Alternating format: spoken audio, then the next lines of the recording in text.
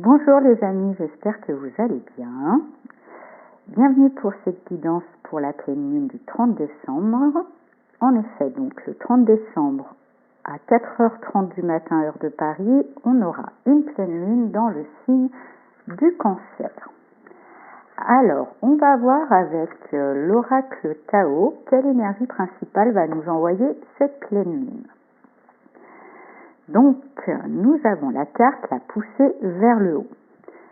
Donc, cette pleine lune, comme on peut voir sur ce qui est écrit, évolution constante, gain en confiance, acceptation de défis, promotion, reconnaissance, je pense que cette pleine lune va nous donner envie de sortir d'une forme de contrainte, de nous libérer, de nous élever. Il y aura vraiment une envie d'aller vers le mieux, vers le plus haut.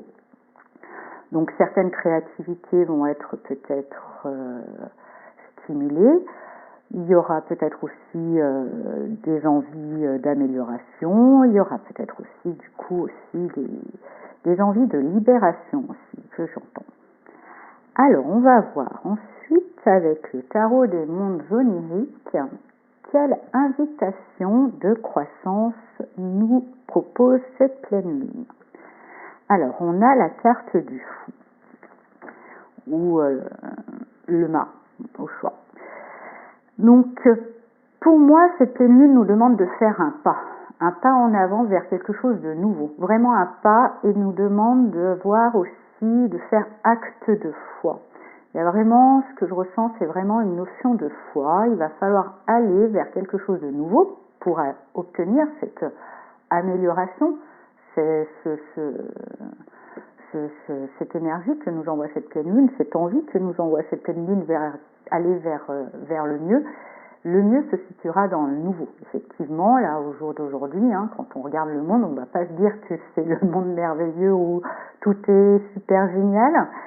Et c'est pas avec du vieux qu'on fait du neuf. Et je pense que justement, si on veut aller vers une amélioration, il va falloir arrêter de vouloir sauver l'ancien et oser d'aller vers l'innovation, vers des choses nouvelles, des nouvelles idées, même qui pourraient nous paraître farfelues. Il faudra faire vraiment un acte de foi.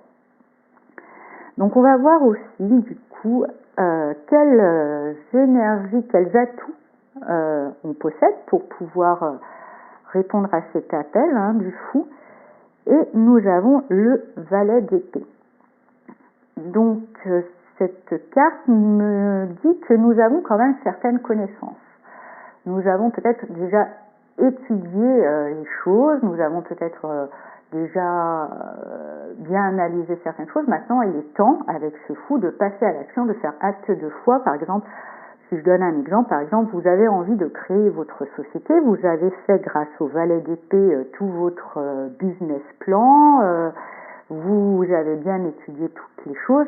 Toutefois, vous n'avez pas mis en pratique, vous n'êtes quand même pas sûr que ce que vous avez pronostiqué va aboutir.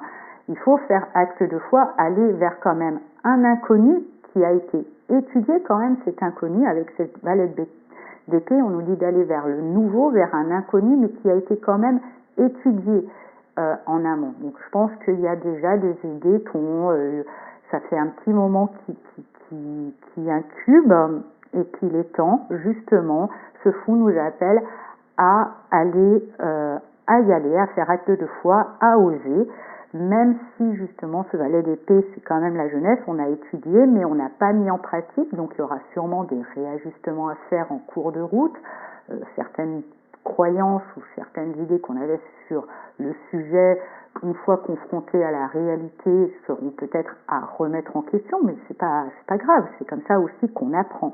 Le valet est aussi un apprenant, donc on va pouvoir en posant ce premier pas, en allant mettre en pratique, apprendre encore plus que ce qu'on avait déjà étudié.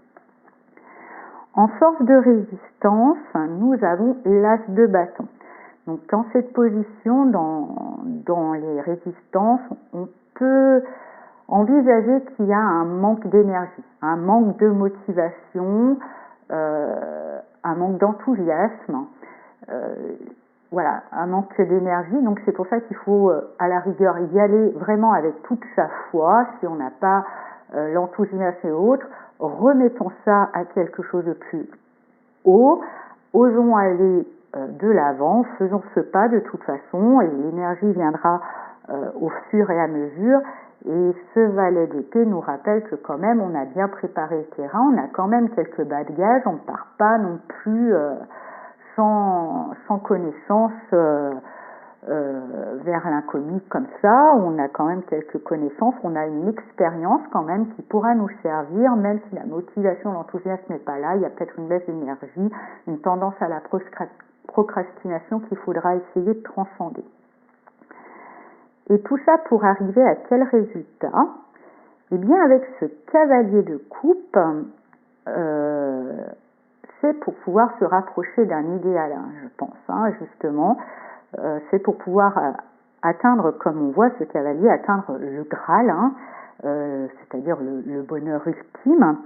Donc, il y a vraiment, je pense, pour beaucoup d'entre nous, après chacun l'adaptera à sa situation de vie personnelle, il y a vraiment une envie il y a des choses à changer, à mettre, à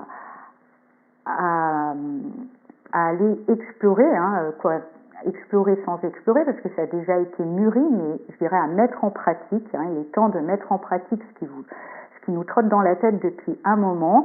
Ça doit être quelque chose de nouveau, vraiment, quelque chose de nouveau, d'aller vers quelque chose de nouveau, une nouvelle étape de vie, même si l'enthousiasme, le manque de forme, c'est vrai que c'est l'hiver, on a plus envie de cocooning, on n'est pas en forme, on n'est pas forcément enclin à l'action, mais voilà, le tarot nous dit de faire au moins ce premier pas, de faire acte de foi. En tous les cas, c'est vrai que ce cavalier de coupe nous dit que nous nous rapprocherons de notre idéal, et avec cette carte du Tao qui dit pousser vers le haut, il y a quand même justement une belle possibilité d'évolution vers le haut. Donc bonne nouvelle.